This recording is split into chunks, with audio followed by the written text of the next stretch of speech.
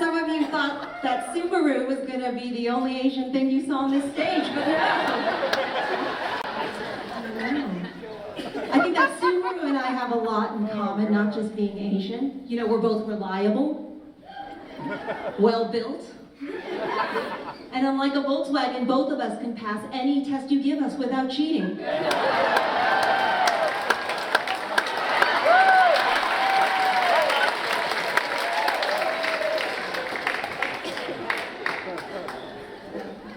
The only difference is my airbags won't inflate upon impact. I've tried. Oh, I forgot, another similarity that we have is that we can both be rear-ended, no problem.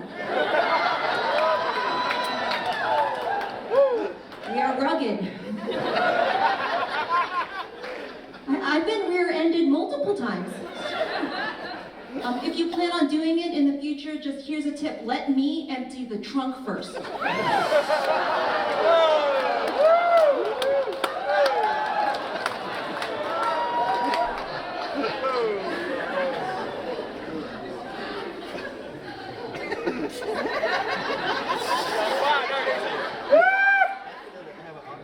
I'm so happy to be here, guys. I really, really am. I'm so happy. I don't know if my parents are. I don't know if you know this, I was my high school valedictorian. I was voted least likely to choose stand-up as a career. Do you think maybe it's because I went to a liberal arts college? That's where all my professors told me, go out there and defy stereotypes and cultural norms. And I'm like, you're right.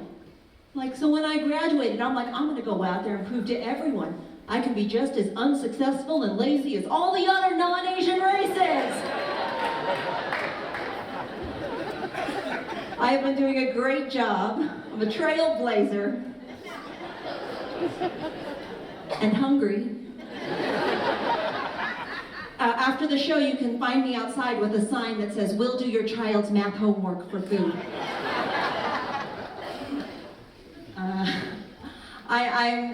It's crazy times right now. It's crazy, right? I can't believe what's going on with the world.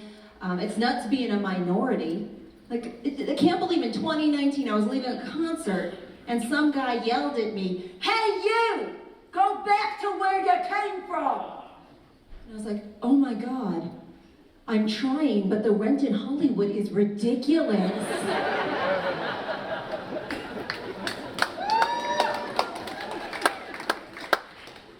I'm from America, but I am the proud daughter of an immigrant mother. She's adorable. She's from Korea. She's got the accent, and I love the accent.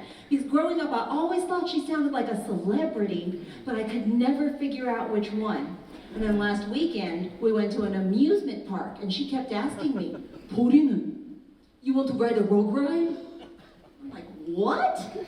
And it turns out she wanted to ride that flume ride that's shaped like a log. She was saying, log ride. But it made me realize what celebrity she sounds like. It's Scooby-Doo.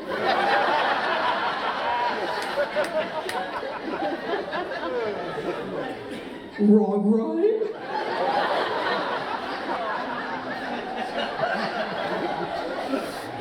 She even laughs like him. I love immigrants with an accent. I married an immigrant with an accent, but it's weird because nobody ever tells him to go back to his country, and it's probably because he's British and white. But I like to play this fun game with the racist trolls. If he's standing next to me, I'll be like, no, the white guy married me for the green card.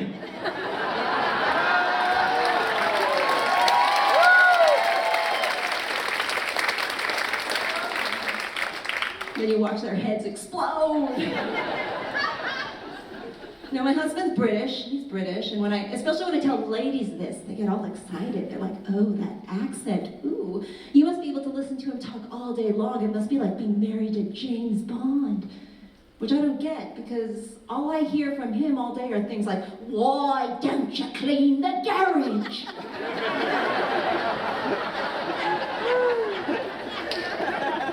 You dirty holder.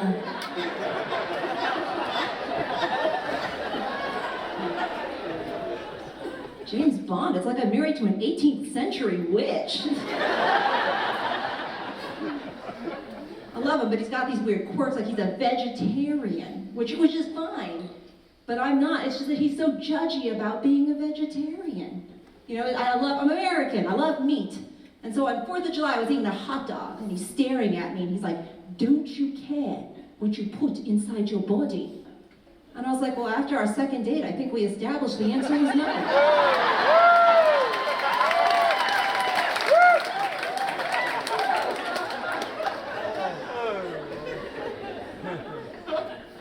Now that I'm married to a white guy, I have to do white people things, you know, like camping. I love how white people call it camping and every other culture just calls it homelessness. He's like, no, we'll sleep under the stars and like bathe in a stream. And I'm like, I'm pretty sure my mom escaped Korea, so I would never have to do those things. Shouldn't rag on him though, because I'm actually very proud of him. He got a real job with a salary and everything. He came home the other day and he's like, Pauline, it's amazing, I have life insurance. You get $1 million if I die. And I was like, what do you mean if? Spoiler alert, death is inevitable, right? But it made me think, gentlemen, if you have life insurance, maybe don't tell your wife.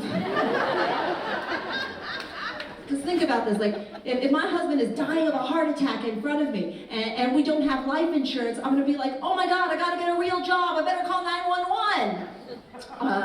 But same scenario, and I know he has life insurance, so I'm gonna be like, wait, so if you die, I get $1 million?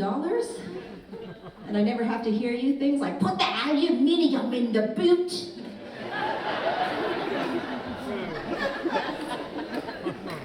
I'm gonna be like, let's just see what happens. People, I'm not saying I'm gonna kill my husband, that's terrible. It's just, who am I to play God? Maybe God wants me to be a millionaire heiress. But no, I mean, I complain about my husband's quirks. I have quirks too, I get it. I do some things that are a little odd to him. Like I wear granny panties. But ladies, you know where it's at, right? You wear granny panties because they're practical, they're comfortable, and they have pockets, right?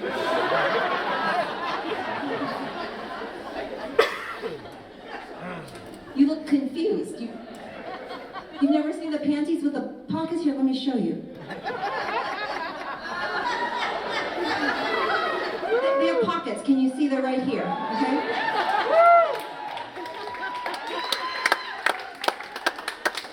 Let me tell you, these are things that are amazing. Like when you go to a bar and you're like, I need to tip my bartender, right there. Right? Sometimes you go to a mailbox and you're like, man, I wish I had a stamp. Wha-bam! I've been up here a while. I need a snack. Here are some Cheetos.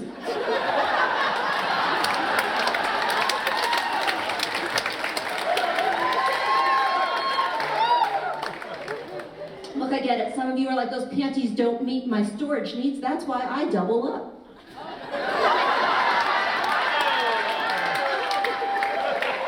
Look, guys, I make them with a zipper pouch.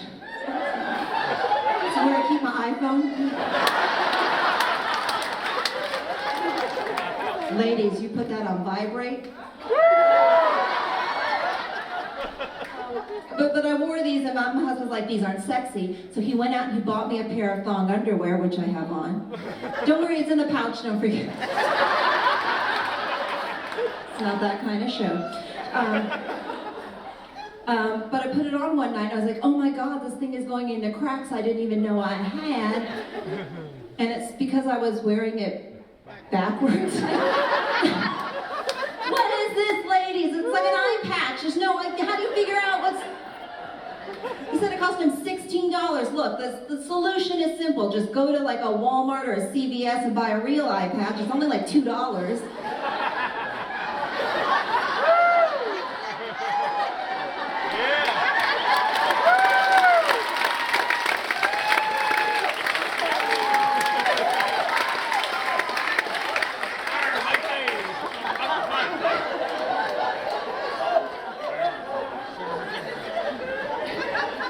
No confusion about what to cover up. And the best part is, at the end of the night, you can tell your man, "Arr! Beware ye all who enter these parts. Arr!" All right, everyone, that's my time. Thank you so much.